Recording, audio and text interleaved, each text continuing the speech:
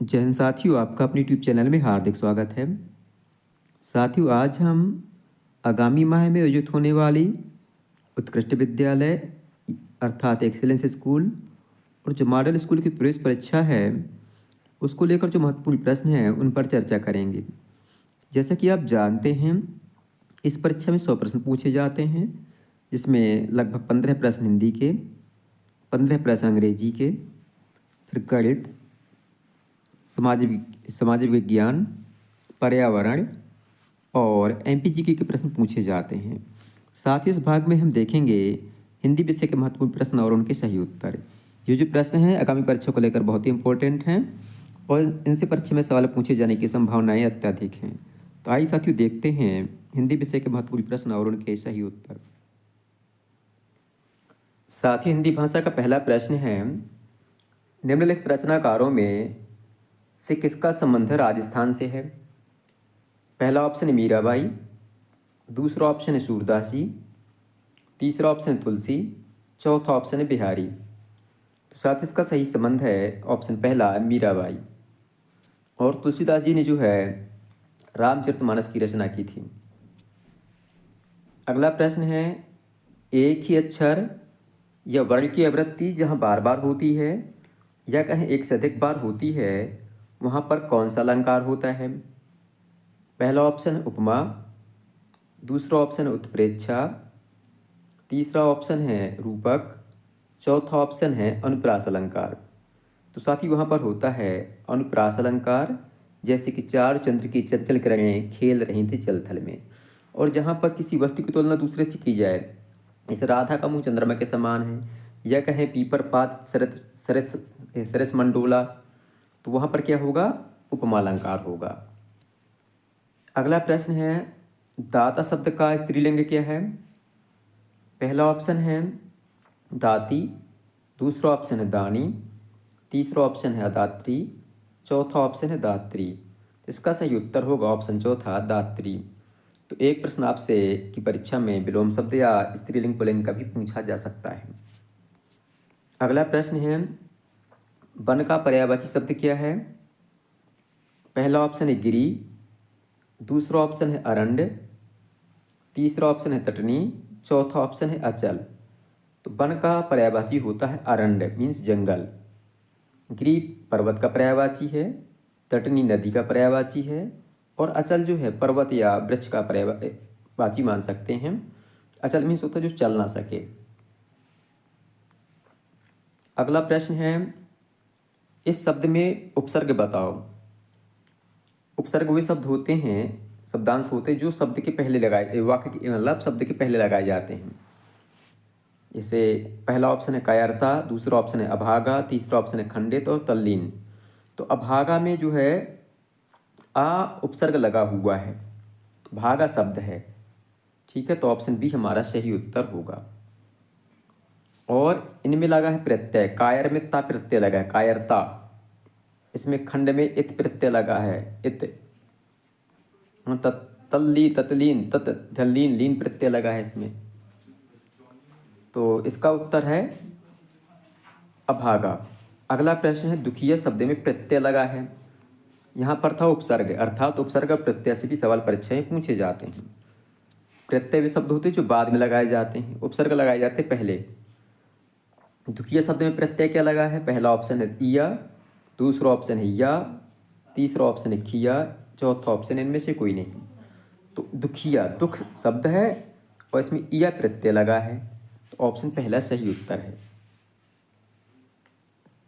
अगला प्रश्न है, दोहा और रूला से मिलकर बनने वाला छंद कौन सा है? पहला ऑप्शन छप्पे, दूसरा ऑप्शन है कुंडलियाँ, तीसरा ऑप्शन चौपाई, चौथा ऑप्शन है कवित्त। तो इसका सही उत्तर है ऑप्शन बी कुंडलियाँ। अगला प्रश्न है, जिस समास में दोनों पद प्रधान होते हैं उसे क्या कहते हैं? ये सब प्रश्न जो परीक्षा में कई बार पूछा जा चुका है। इसका सही उत्तर है द्वंद्व समास।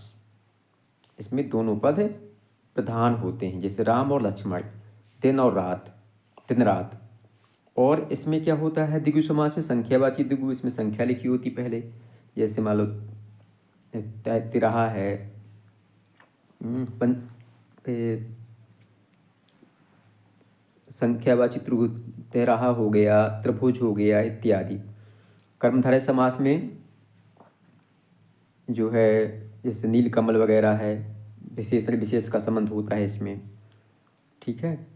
और तत्पुरुष समास में से राजपुरुष वगैरह हैं, जहाँ विभक्ति का लोप हो जाता है वहाँ पर तत्पुरुष समास होता है। तो एक सवाल जो है या प्रश्न जो है परीक्षा में समास से भी पूछा जाएगा। अगला प्रश्न है, जिस शब्द में किसी कार्य के करने अथवा होने का बोध होता है उसे क्या कहते हैं? पहला ऑप्शन है सर्वनाम, दूसरा ऑप्शन है विशेषण, तीसरा ऑप्शन है संज्ञा, चौथा ऑप्शन है क्रिया। इसका सही उत्तर है ऑप्शन डी, क्रिया। सर्वनाम जो संज्ञा शब्द की विशेषता बताते हैं। संज्ञा किसी वस्तु, स्थान, जाति के नाम को संज्ञा कहते हैं। विशेषण जो संज्ञा सर्वनाम की विशेषता बताते उन्हें विशेषण कहते हैं। तो इस प्रश्न का उत्तर है ऑप्शन डी, क्रिया। अगला प्रश्न है, निर्मला पुस्तक के लेखक कौन है?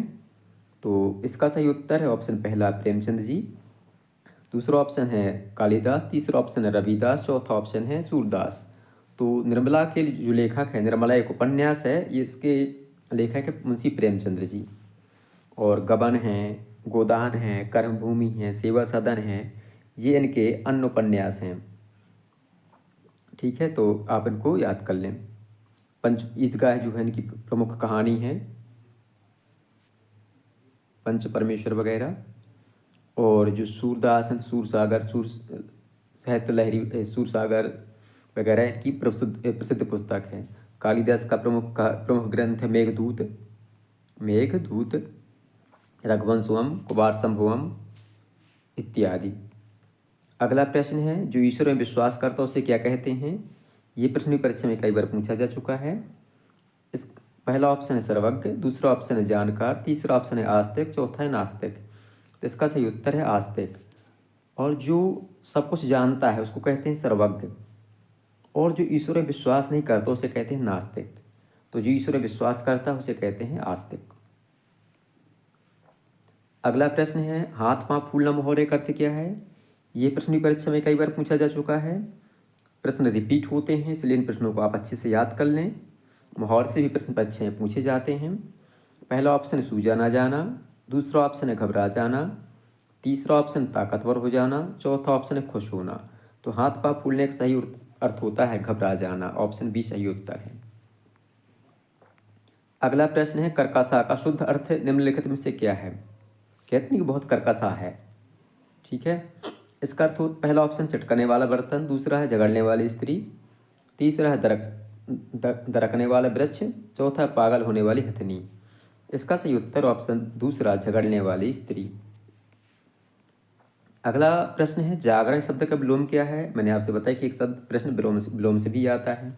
पहला ऑप्शन है निद्रा, दूसरा ऑप्शन है भरण, तीसरा है निद्रा, चौथा है अजागरण। तो इसका सही उत्तर है ऑप्शन पहला, निद्रा। अगला प्रश्न है, बच्चों मैदान में जाकर खेलो, वाक्य किस प्रकार का है?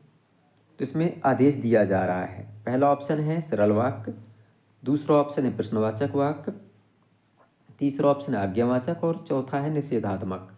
इसमें आज्ञा दी जा रही, तो ऑप्शन सी हमारा सही उत्तर होगा। तो साथ इस प्रकार से हिंदी भाषा के ये प्रश्न पूरे होते हैं। इसी प्रकार के सवाल आपकी परीक्षा में पूछे जाते हैं। कुल मिला के संज्ञा सर्वनाम, क्रिया विशेषण, प्रत्युपसर्ग और जो अनेक शब्दों में एक शब्द हैं, साथ ही जो आपके हिंदी में कवि और लेखक दिए गए हैं उनकी जो रचनाएं हैं प्रमुख, उनके विषय में सवाल पूछे जाते हैं। और पर्यायवाची हैं, विलोम शब्द हैं, ठीक है।